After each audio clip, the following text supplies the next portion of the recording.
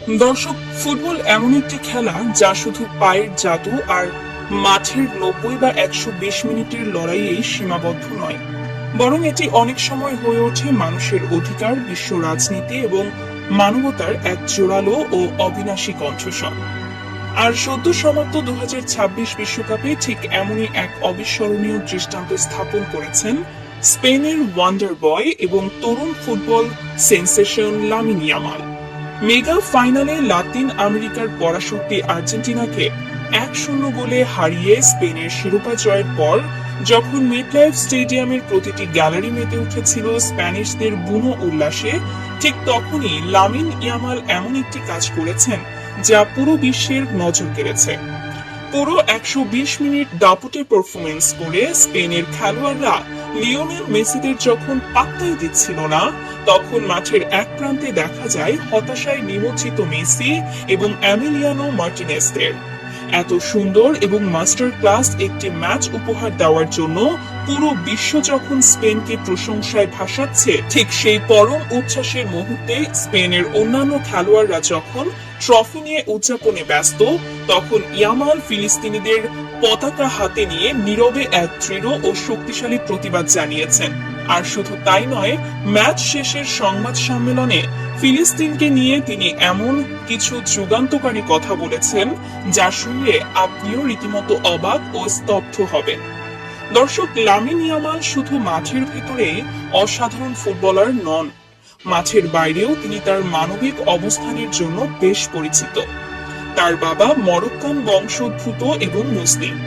ছোটবেলা থেকেই তিনি একটি মুসলিম পরিবারে ইসলামী মূল্যবোধের ছায়ায় বেড়ে উঠেছেন এবং নিজের শিকড় ও পরিচয় নিয়ে সবসময়ই বুক ফুলিয়ে গর্ববোধ করেন।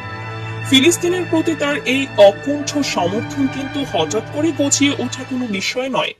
এর আগেও তিনি সামাজিক যোগাযোগ মাধ্যম এবং বিভিন্ন উপলক্ষে ফিলিস্তিনের মুসলিম মানুষের পাশে থাকার বার্তা দিয়েছেন।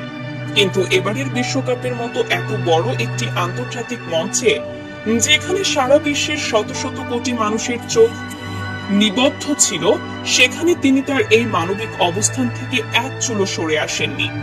আর্জেন্টিনাকে হারিয়ে বিশ্বকাপ জেতার পর তিনি ফিলিস্তিনের পতাকা উড়িয়ে শুধু ফিলিস্তিনকে সমর্থনই জানাননি, বরং বিশ্ব নেতাদের চোখে আঙুল দিয়ে দেখিয়ে দিয়েছেন মানবতার আসল রূপ।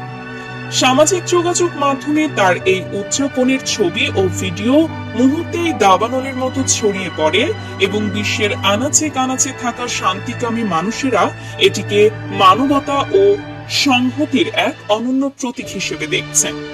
তবে সবচেয়ে বড় চমকপ্রদ খবরটি আসে ম্যাচ শেষের আনুষ্ঠানিক সংবাদ সম্মেলনে। সাংবাদিকদের শত শত ক্যামেরার ফ্ল্যাশের সামনে দাঁড়িয়ে লামিন ইয়ামাল এক অভাবনীয় এবং ইতিহাস গড়া ঘোষণা দেন। তিনি অত্যন্ত দৃঢ়তার সাথে এবং আবেগঘন কণ্ঠে বলেন, আমাদের দলের সবাই ফিলিস্তিনকে ভালোবাসি।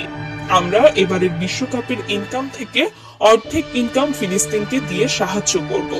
তার এই ঘোষণার পর সারা বিশ্বের ফুটবল প্রেমী এবং শান্তিকামী মানুষেরা তাকে প্রশংসায় ভাসাচ্ছেন।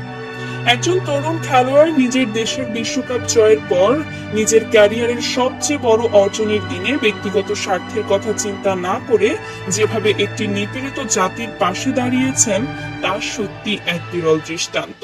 অন্যদিকে এই মেগা টুর্নামেন্টে হেরে যাওয়া আর্জেন্টিনার দিকে তাকালে দেখা যায় সম্পূর্ণ এক ভিন্ন ও বিতর্কিত চিত্র।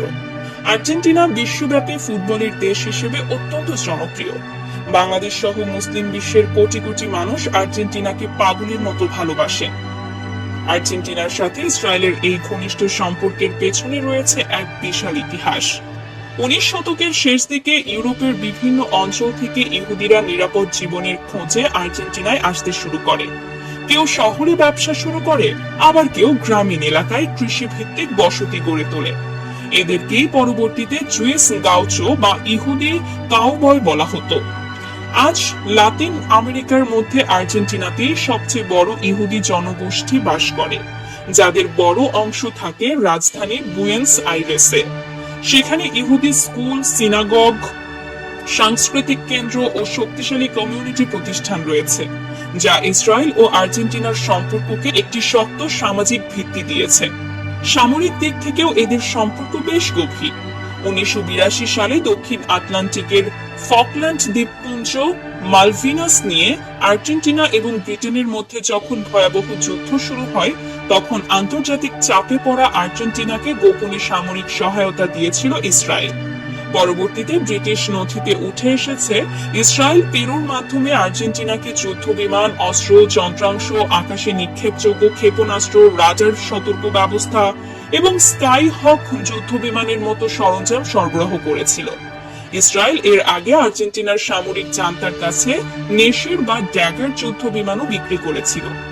ইসরায়েল কতটা অকৃতজ্ঞ যে ব্রিটিশদের সহায়তায় তাদের রাষ্ট্র প্রতিষ্ঠিত হয়েছিল, অথচ গোপনে তারা সেই ব্রিটেনের বিরুদ্ধে আর্জেন্টিনাকে যুদ্ধ করতে সহায়তা করেছে। এর মূল লক্ষ্য ছিল লাতিন আমেরিকায় ইসরায়েলি অস্ত্রের এক বিশাল বাজার তৈরি করা। এরপর 1990-এর দশকে বুয়েন্স আইরেসে ইহুদিদের ওপর হওয়া দুটি বড় হামলা দেশটির ইসরায়েল নীতিকে আরো সংবেদনশীল করে তোলে। 1992 সালে ইসরায়েলি দূতাবাসে এবং 1994 সালে আমিয়া ইহুদি কমিউনিটি সেন্টারে ভয়াবহ বোমা হামলা হয়, যা আর্জেন্টিনার ইতিহাসে সবচেয়ে বড় সন্ত্রাসী হামলা।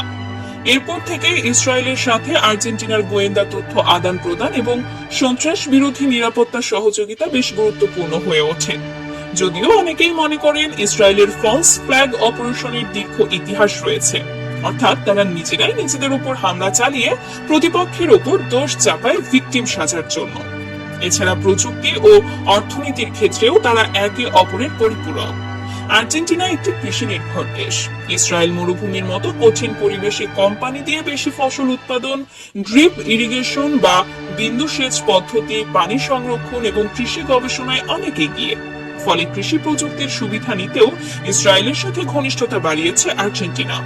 দর্শক, এখানেই একটি বিশাল নৈতিক প্রশ্ন চলে আসে। যে দেশকে মানুষ ফুটবলের ভালোবাসা দিয়ে আপন করে নিয়েছে, সেই দেশের সরকার যখন ইসরায়েলের মতো একটি অমানবিক, সন্ত্রাসী ও আগ্রাসী রাষ্ট্রকে ঘনিষ্ঠ বন্ধু হিসেবে গ্রহণ করে, তখন কি সেই দেশকে সমর্থন করা নৈতিক দিক থেকে কোনোভাবেই সমর্থনযোগ্য? অনেকেই বলতে পারেন, খেলার সাথে রাজনীতি টেনে আনার দরকার কি? কিন্তু বাস্তবতা হলো, খেলা আর রাজনীতি কোনো আলাদা বিষয় নয়। ফুটবল বিশ্বকাপের শুরু থেকেই বহু স্বৈর শাসক তাদের রাজনৈতিক সফট পাওয়ার বা ভাবমূর্তি তৈরির অংশ হিসেবে ফুটবলকে ঢাল হিসেবে ব্যবহার করেছে। ব্রাজিলিয়ানরা মারাকানা স্টেডিয়াম নির্মাণ করেছিল নিজেদের সফট পাওয়ার তৈরিতে, যা পরে তাদের জাতীয় দুঃখে পরিণত হয়। ফিলিস্তিনের মতো একটি জ্বলন্ত ইস্যুতে যখন আর্জেন্টিনার মতো একটি দেশ নীরব থাকে এবং উল্টো ঘাতকদের সমর্থন দেয়, তখন লামিন ইয়ামালের মতো তরুণরাই বিশ্ব বিবেকের প্রতিবাদের প্রতীক হয়ে ওঠেন। স্পেনের এই ওয়ান্ডার বয় তার পায়ের জাদু দিয়ে যেমন শিরোপা জয় করেছেন, তেমনি তার অভাবনীয় মানবিকতা দিয়ে জয় করে নিয়েছেন কোটি কোটি শোষিত মানুষের হৃদয়। দর্শক, লামিন ইয়ামালের ফিলিস্তিনের পতাকা ওড়ানো এবং তাদের সাহায্য করার এই ঐতিহাসিক ঘোষণাকে আপনি কিভাবে দেখছেন? তার এই সাহসিকতা কি ক্রীড়াঙ্গনের ইতিহাসে এক নতুন অধ্যায়ের সূচনা করবে? নিচে কমেন্ট বক্সে আপনাদের অত্যন্ত সুচিন্তিত মতামত অবশ্যই জানাবেন। ভিডিওটি ভালো লাগলে একটি লাইক দিন এবং এমন সব চাঞ্চল্যকর সত্য ও বস্তুনিষ্ঠ খবর সবার আগে পেতে আমাদের চ্যানেলটি সাবস্ক্রাইব করে বেল আইকনটি বাজিয়ে রাখুন।